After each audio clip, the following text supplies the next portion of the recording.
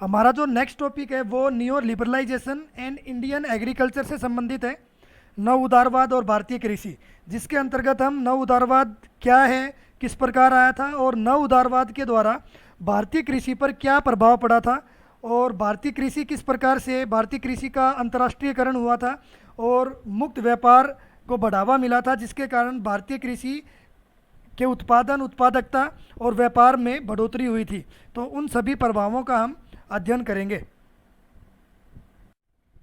ये जो हमारी स्लाइड है इसके अंतर्गत दो डायग्राम दर्शाए गए हैं, जिसमें पहला नव उदारवाद से संबंधित है और दूसरा भारतीय जो सेक्टर है, आर्थिक जो सेक्टर हैं उनसे संबंधित है, जिसमें प्राइमरी सेक्टर, सेकेंडरी सेक्टर और टर्शियरी सेक्टर को लिया गया है।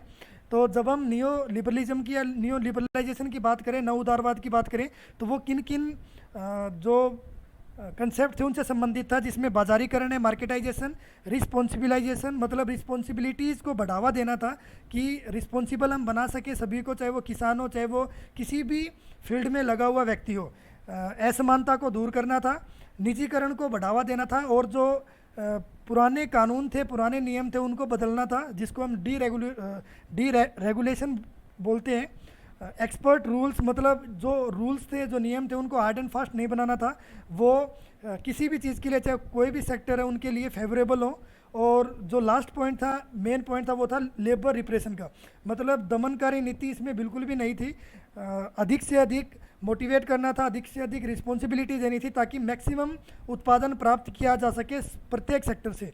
और इसमें तीन मेन जो ऑब्जेक्टिव थे, मोटिव थे, या तीन मेजर कंसेप्ट थे, वो थे व्यक्तिवाद, व्यक्तिगतवाद भी जिसको हम बोलते हैं, इंडिविजुअलिज्म, इंटरनल पॉलिटिकल एफिकेसी, मतलब जो मनुष्य हैं, जो व्यक्ति हैं, उनको रिस्पॉन्सिबिलिटीज़ देनी राजनीति में भी, और उसके साथ में राजनीति का भी फेवरेबल इम्पैक्ट होना चाहिए, जो हम एक्सटर्नल पॉलिटिकल एफिकेसी में पढ़ेंगे कि जो राजनीतिज्ञ हैं या जो राजनीति है उसका फेवरेबल इम्पैक्ट हो, चाहे वो एग्रीकल्चर हो, प्राइमरी सेक्टर हो, चाहे वो सेकेंडरी सेक्टर हो या फिर टर्शियरी सेक्टर हो। मतलब पॉलिटिकल या राजनीति में रिस्पॉन्सिबिलिटीज़ का बढ़ावा देना और राजनीति को प्रत्येक सेक्टर के डेवलपमेंट के लिए लेके आना। तो ये नियो लिबरलिज्म का एक मुख्य उद्देश्य था।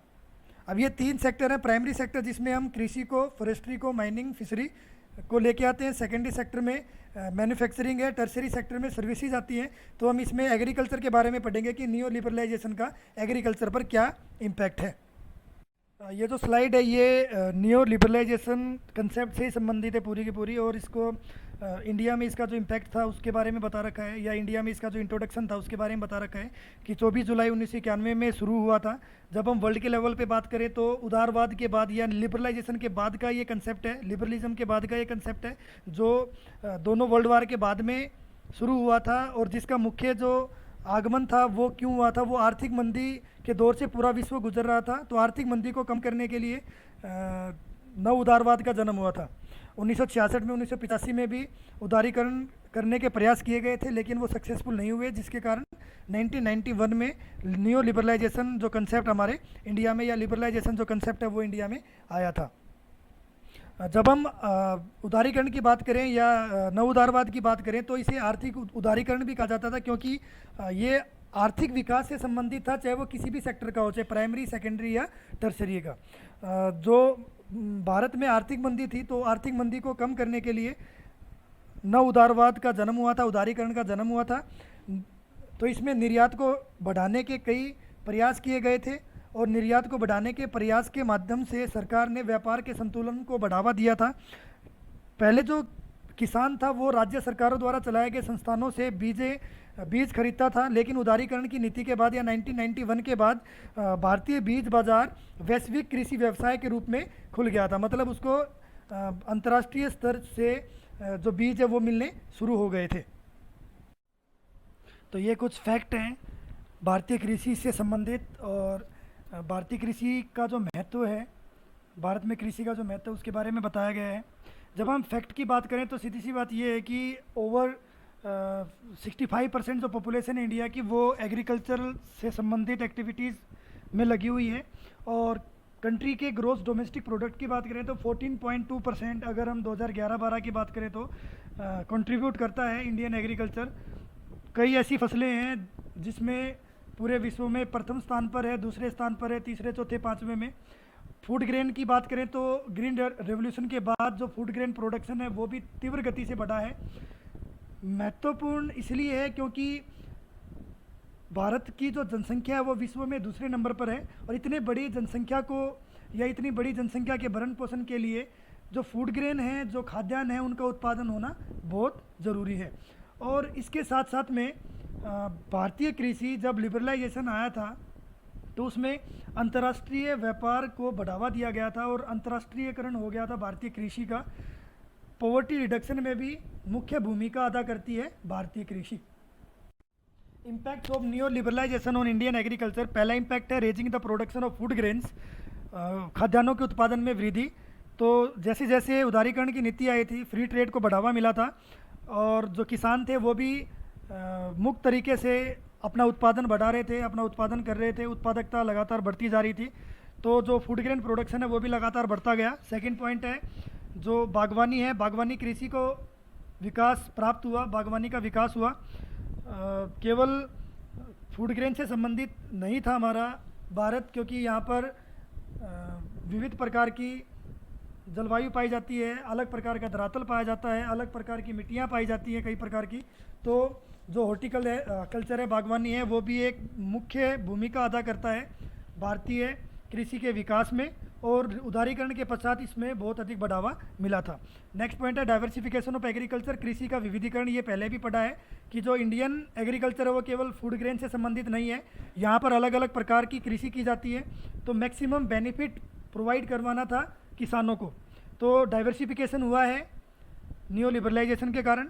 फ्लोरिकल्चर जो आउटपुट है वो उसमें इंक्रीज हुआ है, उसमें बढ़ोतरी हुई है। जो हमारे दक्षिणी भारत है और जो पूर्वी भारत जैसे वेस्ट बंगाल हो गया, कर्नाटक, तमिलनाडु, आंध्र प्रदेश, तो यहाँ पर फूलों की खेती अधिक की जाती है और अत्यधिक पैसा प्राप्त हो रहा है फूलों की खेती से नव उदारीकरण की नीति आने के पश्चात।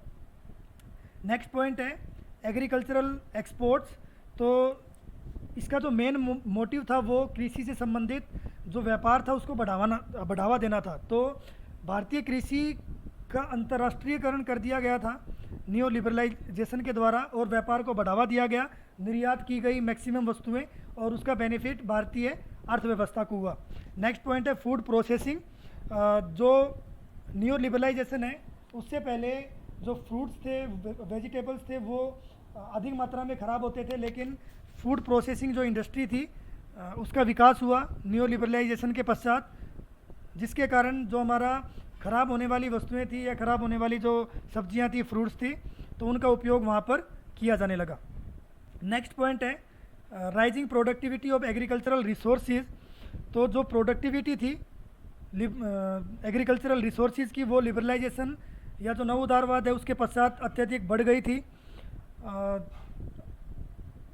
कई प्रकार से जितने भी संसाधन थे उनका प्रयोग किया गया, प्रोडक्टिविटी को बढ़ावा देने के लिए अलग अलग पॉलिसीज़ लेके आए।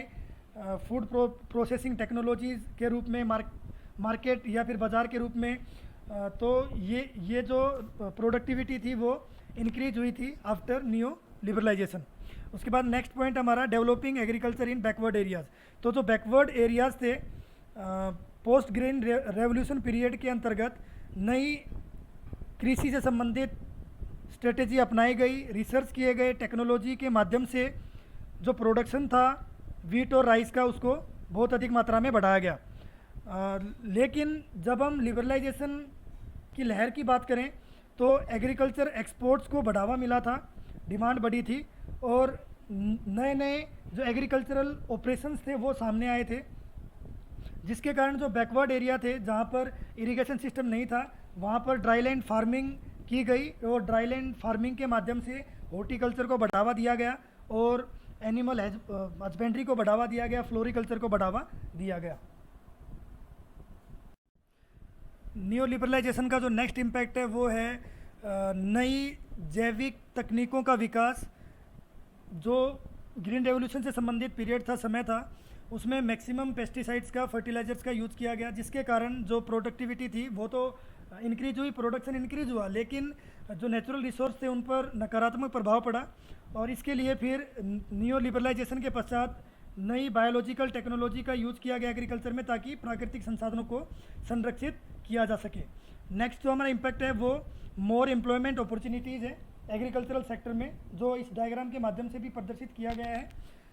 नेक्स्ट हमारा पॉइंट है ग्रोइंग वॉल्यूम ऑफ सब्सिडीज़।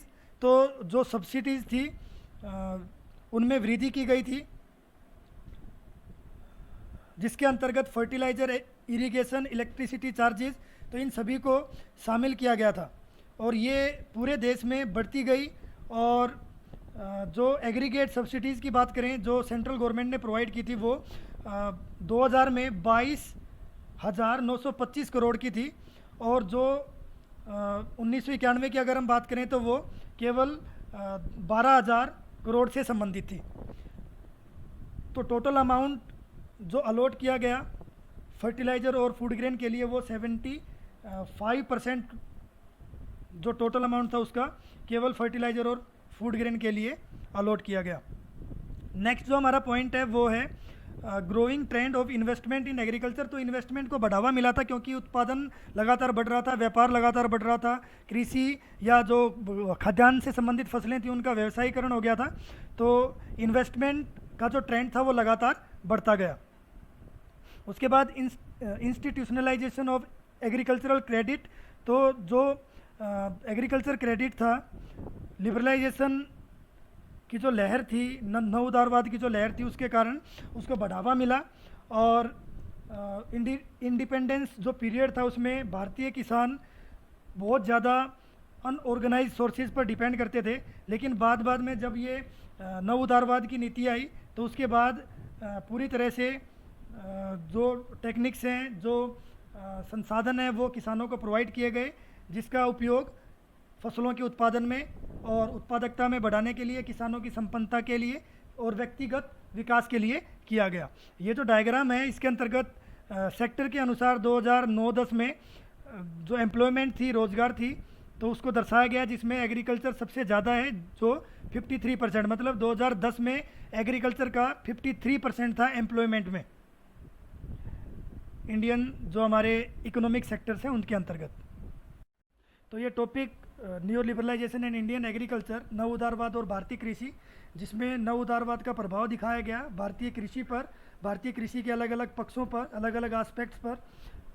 तो जो इंडियन एग्रीकल्चर थी उसका डेवलपमेंट ही हुआ था, ग्रोथ ही हुआ था न्यू लिबरलाइजेशन के कारण, और न्यू लिबरलाइजेशन ने इंडियन एग्रीकल्चर को इंटरनेशनल लेवल पर लाकर खड़ा कर दिया था।